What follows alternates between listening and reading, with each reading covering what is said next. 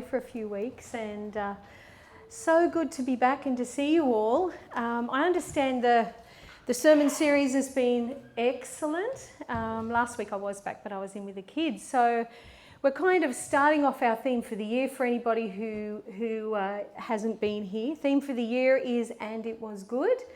And we've just been kind of over the last few weeks looking at some key themes that we'll be looking at over the year.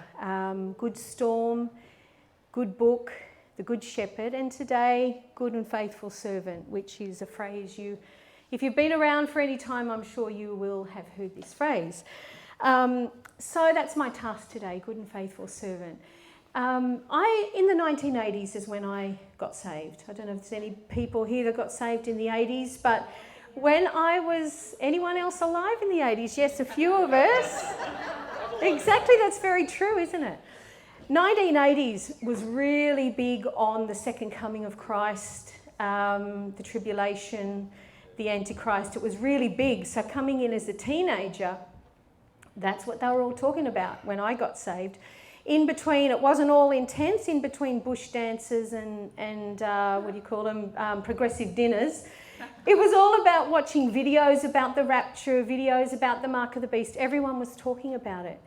And it was kind of scare you into the kingdom, which worked, right? I got scared enough. I gave my heart to Jesus and I've been too scared to leave ever since.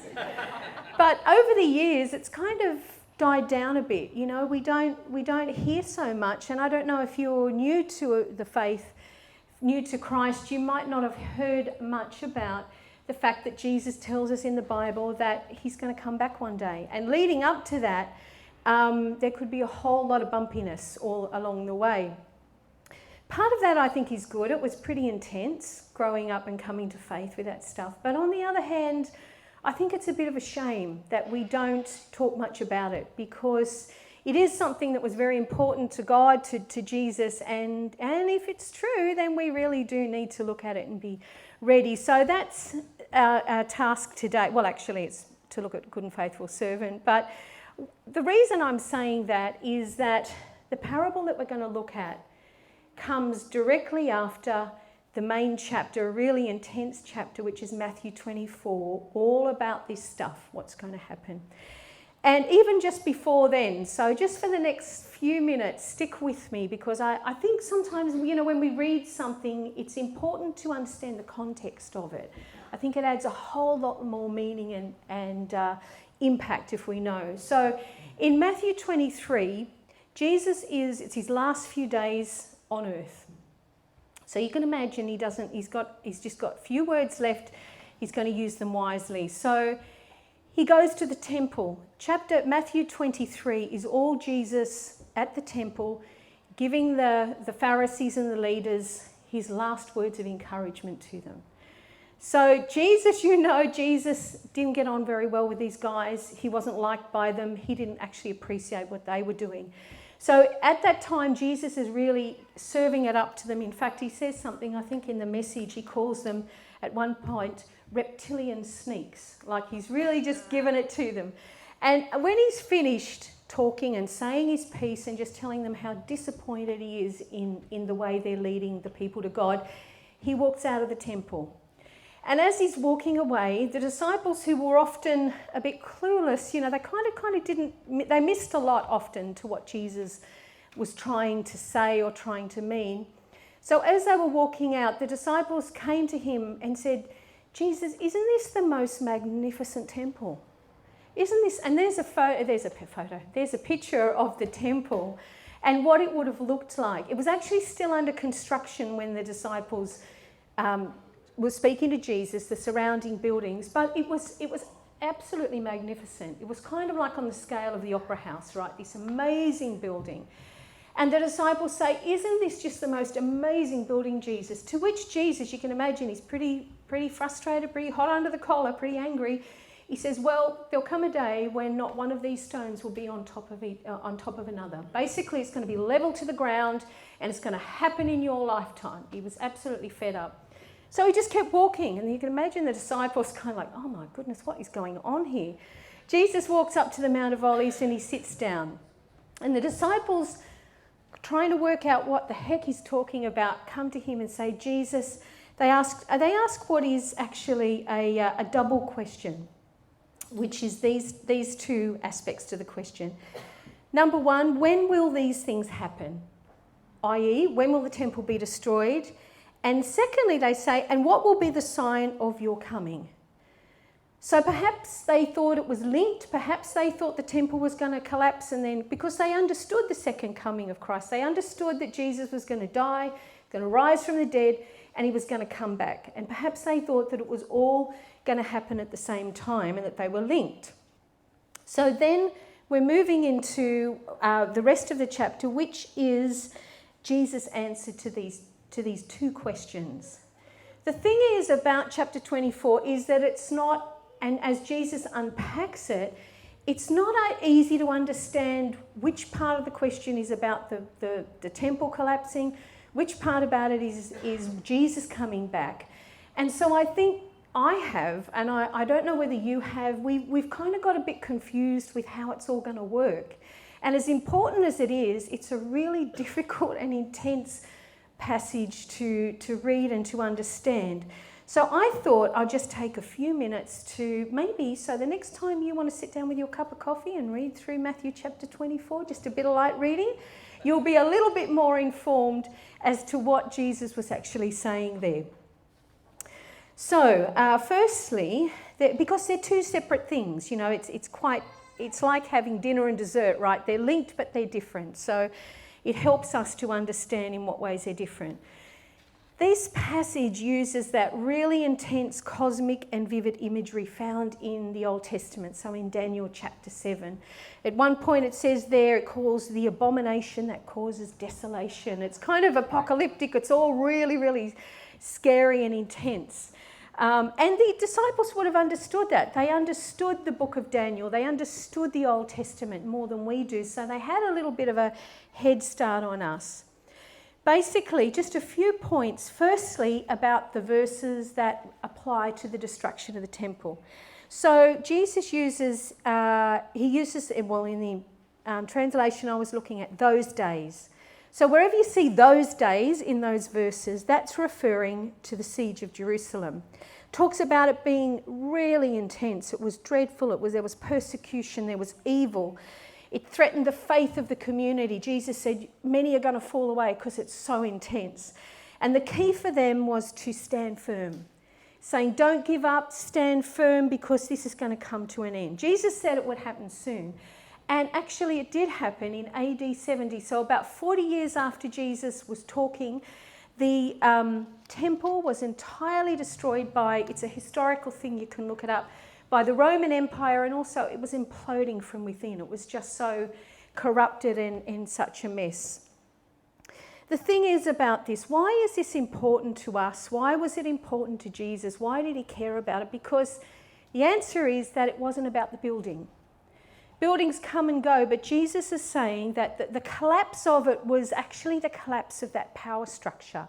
It was the way that religion happened, that faith happened. You came to the temple, was all in the temple, and the leaders were corrupted. When the temple was leveled to the ground, it ushered in, it was actually a wonderful thing for us, because it ushered in the new era, the new covenant of the new people of God, that we're not linked to or limited to a building. We have actually the presence of God. We are the building. We are the temple. The Bible talks about we are the temple. And commentators say that when that happened, that was actually the fulfillment of Daniel 7. So that's just a fun fact from the Bible as well. So it actually was a great thing that the temple was leveled. Then the rest of the chapter, Jesus is talking about his second coming. And he uses different languages. He doesn't say in those days. He uses a lot about not yet. Not yet. It's not going to happen yet. You'll hear about wars. You'll hear about famines. You'll hear about earthquakes. You'll hear about persecution, which actually is happening all over the world in greater measure than ever before. Just because we live in Australia, we don't hear about it, but actually it's happening everywhere. There'll be false messiahs. He says, not yet. You'll hear those things, but don't let them rattle you. Just let them be in the back of your mind. Be involved however you can. Only the Father knows when. Jesus himself does not know when he's coming back yet. He has to wait for the Father to tell him that. And I guess the point of this is not for us to try and work out when it happens, but actually to discourage that speculation. Wars are happening, persecution's happening, famine's happening. But for us, it's not about, oh my goodness, where's Jesus? It's like, you know, this will happen. And it says there that we won't miss him. When Jesus comes, we won't have to walk around trying to work out where he is. We won't have to go anywhere, because it says when Jesus comes back, his presence will fill the skies. He'll come back with trumpet blasts. He'll come back with angels. We won't miss him. No one will miss him. It will be such a glorious and never before event. It'll be incredible.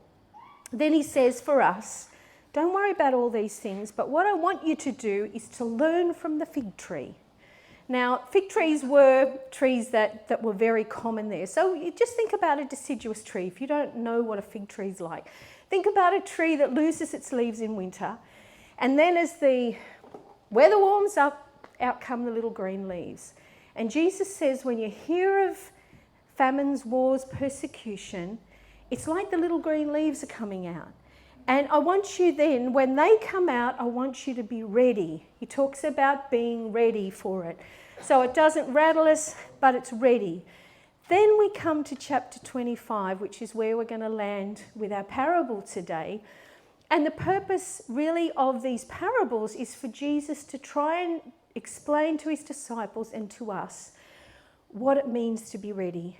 What it means to be ready for him, because we're living in that time, right? The temple did go down. We're still in the not yet time, and the leaves are starting to grow. Well, the leaves are growing. It's all about watching the dreadful things that are happening. We watch it every day on the news, and it never stops, does it? There's always something happening that we're aware of, great suffering. Jesus is saying, watch out for it.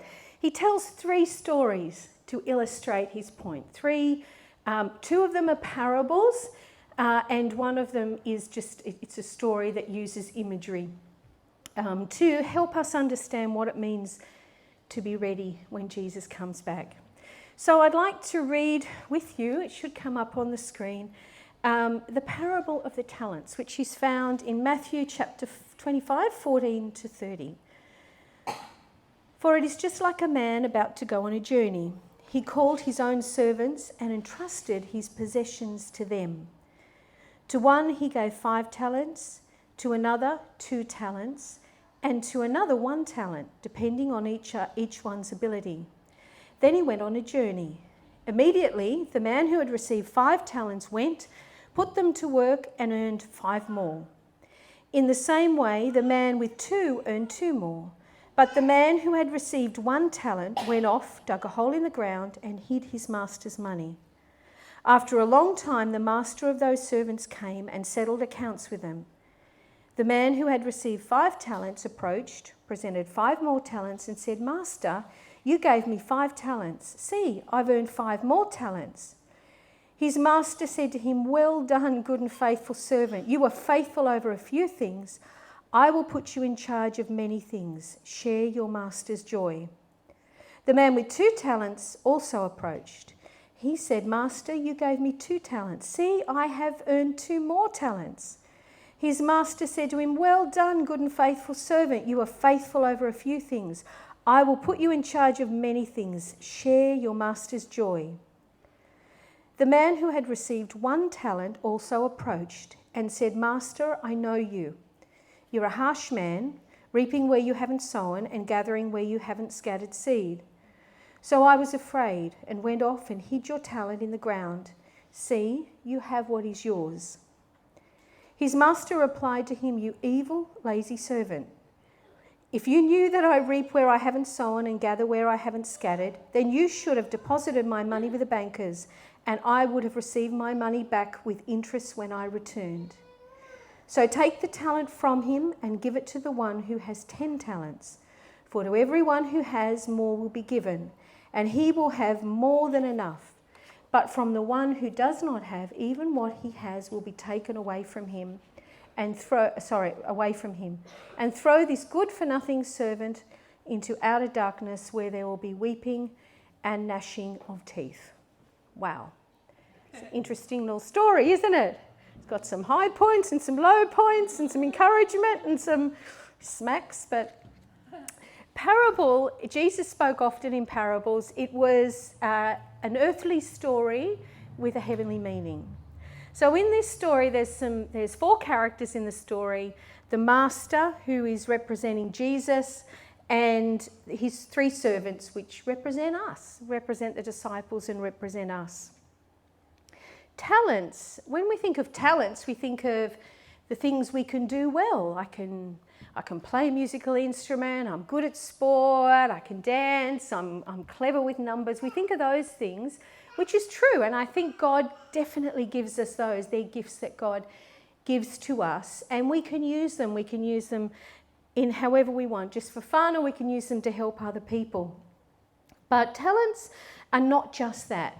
In this context, the idea of a talent is more like they are representative also of the privileges, the opportunities and the responsibilities of being part of God's kingdom. God has given us a measure and the ability to do that. I mean, feel free to shout out some of the things that you're thinking of that may be a part of that. I don't know, I'll just think of a few that I was thinking of. Well, I was thinking of salvation.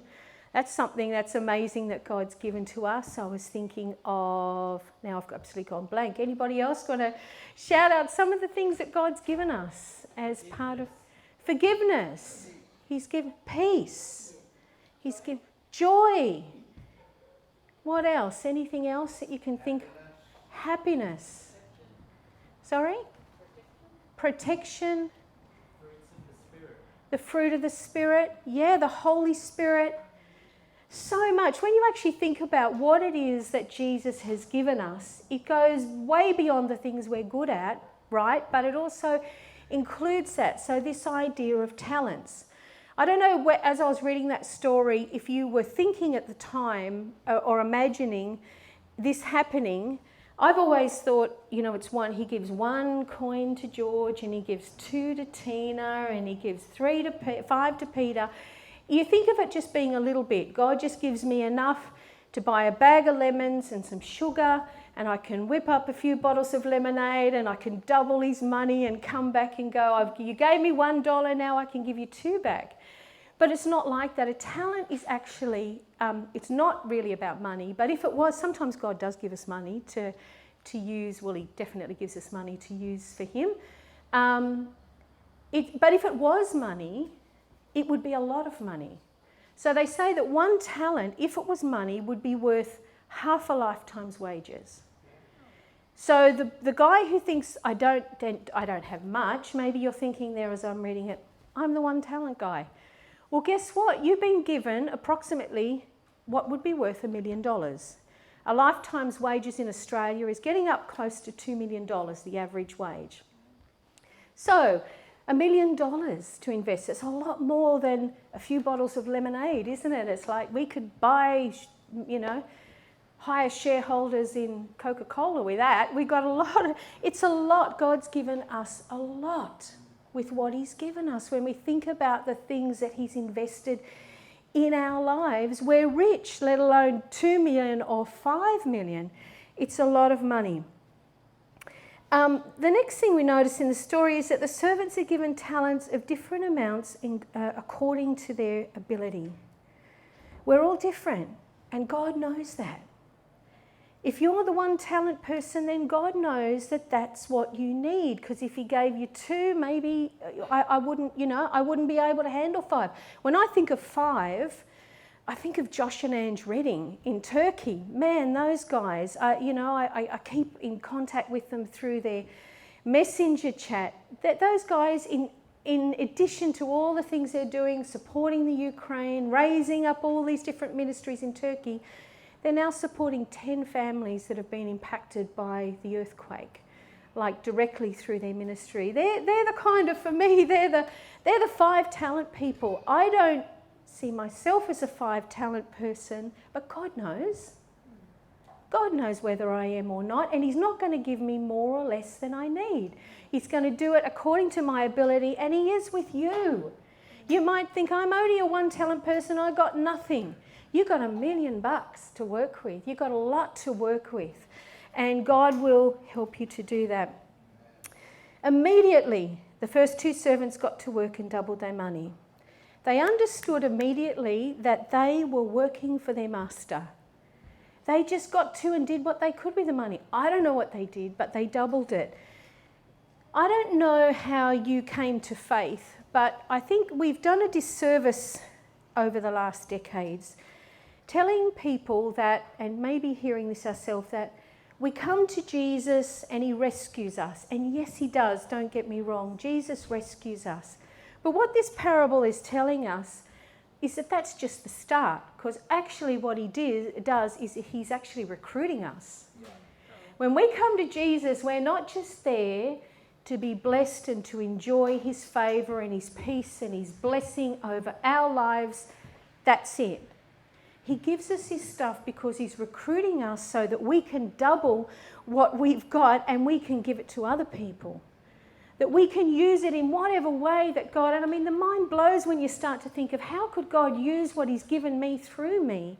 Whether it's, we were talking about here, within this body, within this church, or whether it's outside of it, you know, in our workplaces or with strangers we meet, whatever it is.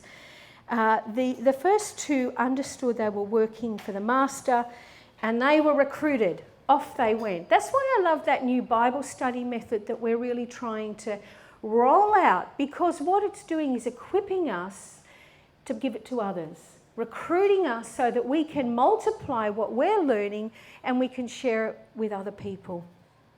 I was thinking that verse, John 14:12, which says, "Truly I tell you, the one who believes in me will also do the works that I do, and he will do even greater works than these because I'm going to the Father."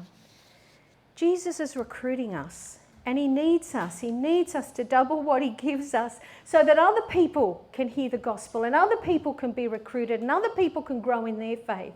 That's what it's all about.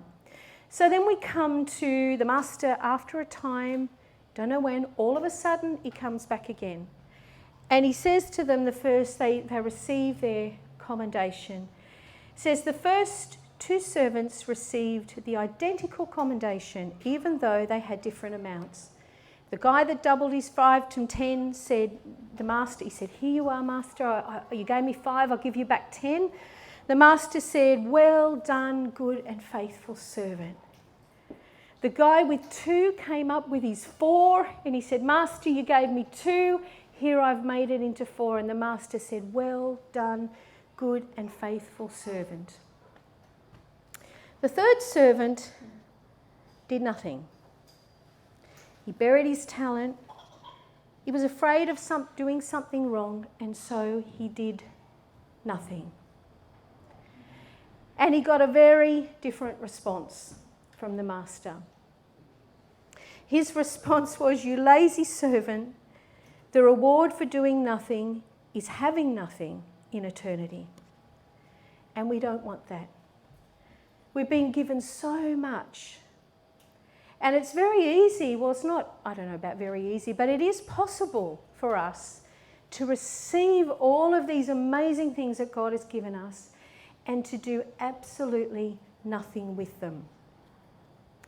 Initially, I felt really a bit uncomfortable about this when, you know, and he says, the guy says the master was harsh. I knew you were a harsh man. I wanted to defend that and go, no, God's not harsh. God's kind. God's loving. God's wonderful. But actually, Jesus told this story and nobody corrected it. So I think what I need to get from this, and perhaps something that we all can take from this, is that this is really important. This is really important to God, that we understand what we have been given and we actually understand that God's recruiting us to use that for him, to use that in whatever space we've been given. The final slide says that the reward for faithfulness will be to share in our Master's joy. Few versus many. we've got $1 million. And the master said, or actually 2 million and 5 million, which became 4 million and 11 million because he got the other. And yet Jesus says in the context of what our reward will be when he comes back for having multiplied and used what he's given us, that's nothing compared to what we get when Jesus comes back, right? Because he says that will be that we will share, you will share in your master's joy. The Bible tells us that Jesus is on the throne, he's ruling and reigning, and that when he comes back, we have no real way of actually understanding how amazing that will be, but we get to share in that when we come back. It'll be beyond our belief, and what we're doing for him on earth and how we're multiplying what he gives us is little compared to what we're going to have in eternity when the master comes back. And part of what we want to do this year is to unpack that more and to think about that more and to begin to work out what has God given us and how can we use it and how can we stir up the gifts that he's given us. The blessing that we're here listening to this message is that we still have time because Jesus hasn't come back yet. We don't know when he's coming back. He might come back tomorrow, he might come back in 10 years, he might come back in 1,000 years. We don't know. What we do know is that the leaves are beginning to bud on the tree. We can see that the end times, we're in that time, and we need to be ready, right, with what God's given us. And he's given us talents to share. He's given us a richness, and it's up to us to multiply that. He's given us all we need. It's up to us to multiply it. I was so touched this morning. I was just finishing off the message and ping around 6 or 6:30 or something, came up a message from Lachlan updating the prayer hotline about his friend and Daryl. And at the end of it, he says, "Thank you, faithful servants." I thought, isn't that wonderful? People are using their gifts in this church in so many different ways. I know you are. Where's Margot? Is she here? Where are you? She's coming. Oh, sorry, she's trying to go to the toilet. Sorry. Whenever you're ready. People are using their gifts. Sorry, old friend. Hold on. Use your talent for Jesus. People are using their gifts all over this church. Luata was sharing with the prayer hotline this week that she said, "Can you pray because a friend of mine from work needs prayer for his sister, and can you pray that I'll get a chance to pray for him?" And then she said God worked it around and she was able to pray for him. And tears were happening. Yesterday, as Ree said in this place, people here were using their talents and their gifts of inclusivity and wanting to pray for others, and you know, this place was open and available. They were using their talents, they're multiplying their talents. God has given us talents to use for him. Someone called out forgiveness. Do you need to forgive someone? Do you need to multiply the forgiveness that God has given you? I don't know. But just while Margot plays, I think just for a couple of minutes, maybe we could just sit quietly and just reflect on something out of those verses that has impacted you today. What is God saying? Doesn't matter whether you're a 1-talent person, a 2-talent person, or a 5-talent person. That's not the point. God knows you. He knows what you can handle, and he wants to give you, he wants you to begin to use your talents for him more and more.